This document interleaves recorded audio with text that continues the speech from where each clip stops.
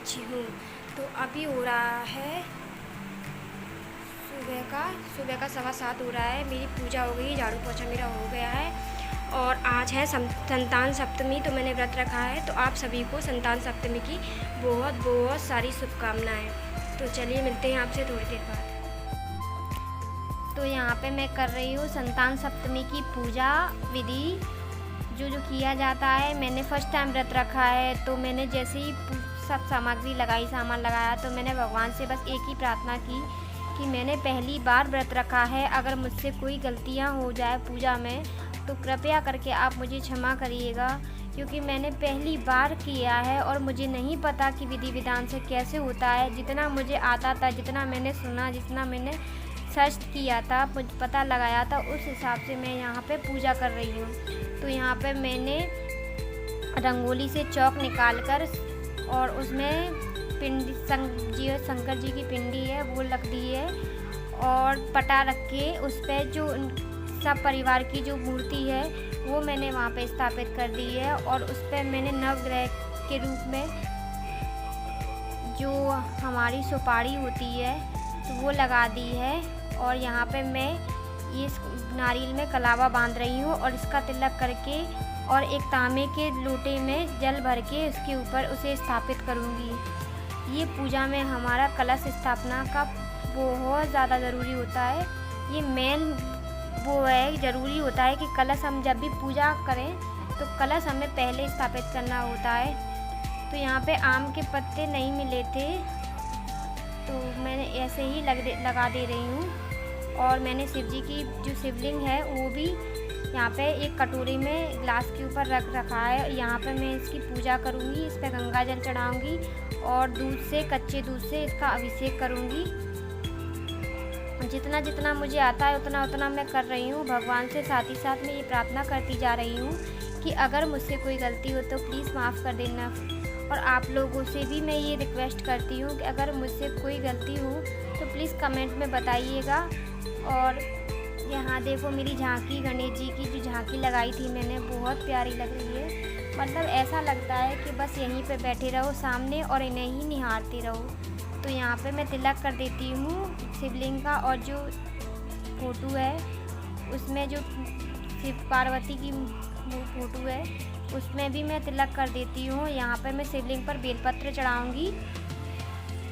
ये पान का पत्ता भी बोलते हैं बहुत अहम होता है, मुझे नहीं पता है कि इसका क्या महत्व है, तो मैं आपको बताऊं। मैंने सुना है कि पूजा में पान का पत्ता भी बहुत ज़्यादा ज़रूरी है। तो मैंने इनसे पान का पत्ता भी मंगा लिया था। तो यहाँ पर मैं बेलपत्र चढ़ा देती हूँ। बेलपत्र के बाद में सबका तिलक कर दूँगी। और ये जनेऊ है तो इसका भी एक अलग महत्व है। मुझे नहीं पता कि इसका क्या महत्व है, मुझे किसी ने बताया था तो मैंने ये पूजा में ये शिवलिंग को मैं जनेऊ पहना रही हूँ। अब ऐसे ही करते हैं, क्या करते हैं मुझे नहीं पता, जितना मुझे समझ में आ रहा उतना मैं करती जा रही हूँ। तो यहाँ पे मैं जो पूजा विधि है वो सब कर देती हूँ। तो यहाँ पे मैंने दीपक भी जला रखा है, तो आप लोग देख सकते हो। और ये फूल माला भी ले आए थे क्योंकि फूल भी ज़रूरी होते हैं पूजा में। तो ये फूल माला मैं इन मूर्ति को पहना देती हूँ और फूल भी हैं तो फूल भी मैं चढ़ा देती हूँ।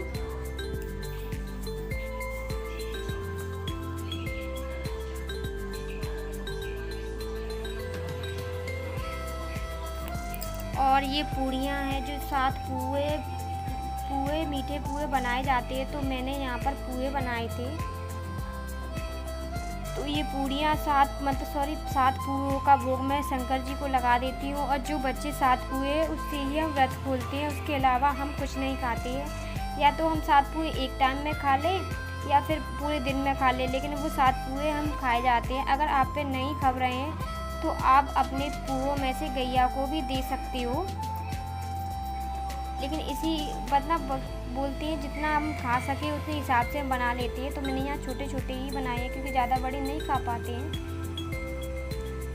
और जो चांदी का कड़ा मैं लेके आई थी, बोलते हैं कि चांदी का कड़ा बहुत ज़रूरी होता है पूजा में। तो वो चांदी का कड़ा मैं लेके आई थी तो उसका भी मैं अभिषेक कर रही हूँ कच्चे दूध से। और मैं 1.25 तोले का ही लेके आई थी, मुझे नहीं पता था कि दो लाने थे। मेरे 2 बच्चे हैं तो 2 लाने थे।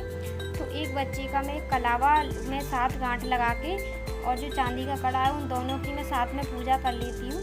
और अगली साल में दोनों बच्चों का 1.25 तोले यानी 2.5 तोले का कड़ा बनवा लूँगी। और जिनकी क्षमता होती है वो तो करवा लेते, कोई सोने का भी बनवा लेता है और अपनी क्षमता के अनुसार कोई तो छल्ला भी बनवा लेता है। तो मैंने चांदी का कड़ा बनवा लिया है। अब उस कड़ा मैं साल भर तक ऐसे ही पहनी रहूँगी और जो कलावा है वो भी साल भर तक ऐसे ही बंधा रहेगा। तो यहाँ पे मैंने जो उसका है कड़े का दूध से और गंगा जल से अभिषेक करके उसको मैं पहन लूँगी। उसके बाद में मैं कहानी सुनूँगी। जो व्रत कथा की किताब आती है मार्केट में अच्छी तरह से मिल जाती है, सब जगह मिल जाती है, पूजा वाली दुकान होती है उन पे, तो उसमें से ही मैं व्रत कथा की जो कहानी होती है वो पढ़ूँगी। मेरी पूजा विधि आपको कैसी लगी कमेंट में ज़रूर बताइएगा। Thank you friends.